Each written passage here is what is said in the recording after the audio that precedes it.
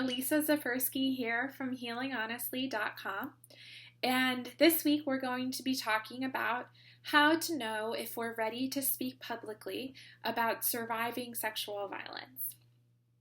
I get asked this question a lot from survivors who are interested in speaking beyond their friends and family, but in more public spaces where they might be speaking in front of strangers.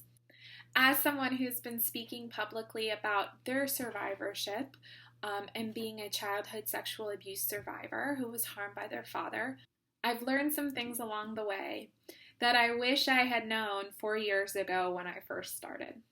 My first piece of advice is to remember that you are in complete and total control of your own story. And I would encourage you to ask yourself why you want to be speaking publicly. I know that with the growing metoo movement, there's this pressure put on survivors right now, like it's our responsibility to speak out against the trauma that we've survived.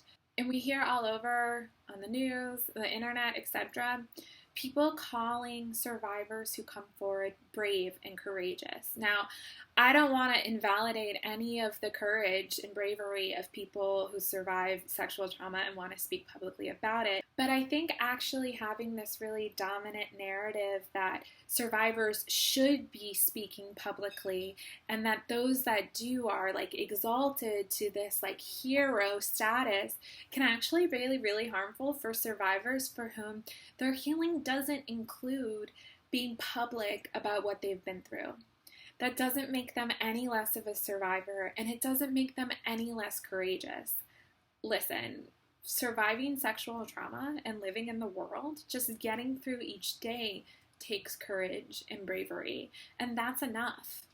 So it's really important to remember that you're in control of your own story and that your gut is going to tell you whether it's time for you to disclose and share, whether it's to one person or to 1,000 people. As long as we're honoring that inner wisdom and expert within ourselves that tells us whether we want to share or not, then we're going to be okay. We're going to be okay. But it's when we violate those voices that it can feel really difficult. And for those of us who are survivors, we spent so much time not feeling in control of what's been happening to us that it's particularly important that we center what makes us feel in control. So if your gut does tell you that you want to be sharing publicly, know that you're in total control of your story. You decide how much you share, when you want to share, what you're sharing. That's all for you. You absolutely can have whatever boundaries you want about things you're not going to talk about, and that's cool. And I've had experiences where I've been in public settings and I was like super open and I shared a whole bunch about my story, and then the next day was in a similar setting and for whatever reason was just like, I'm not going to tell you all about that part of me. And that's so fine. What's really important is that I've learned that sometimes I've pushed myself to share more than I feel comfortable and safe doing, because in my head I'm like, well, logically, I said this thing yesterday, I can say it again today, but it doesn't matter. Sometimes we feel different each day and sometimes we feel different each minute, and our job is to honor those feelings, to protect those feelings within us, to acknowledge them and to live by them. Even though I might be on Teen Vogue talking about my father harming me, the next day, maybe I don't feel like sharing that with anyone in any way. And I can even be like, hey, Google it. I don't feel like talking about it today, or I don't feel like you knowing this right now. And that is totally fine as long as I'm listening to my gut. Because trust me, violating those gut instincts, violating that inner wisdom, that is when the work has really, really triggered me. Another point that I wish somebody had told me, and I really had to learn this the hard way, is that you get to control your own tone. I was interviewed twice in 1 month. The first was a national TV network, and the other was for a nonprofit led by survivors for survivors. And each time the videos, when they were filming, had me start with saying my name and my survivorship. And so I say, I'm Elisa Zapersky, and I'm a survivor of child sex abuse at the hands of my father. And I smile the way that I smile now because I feel like it, and it's just who I am, and that's what my survivorship and my healing looks like. And in both instances, the people who were directing were literally trying to trigger me, to get me to express this like darkness within me, to express the hardest parts of my trauma. And it felt really awful, like they were policing my tone and telling me that there's one right way to be a survivor and I'm not it.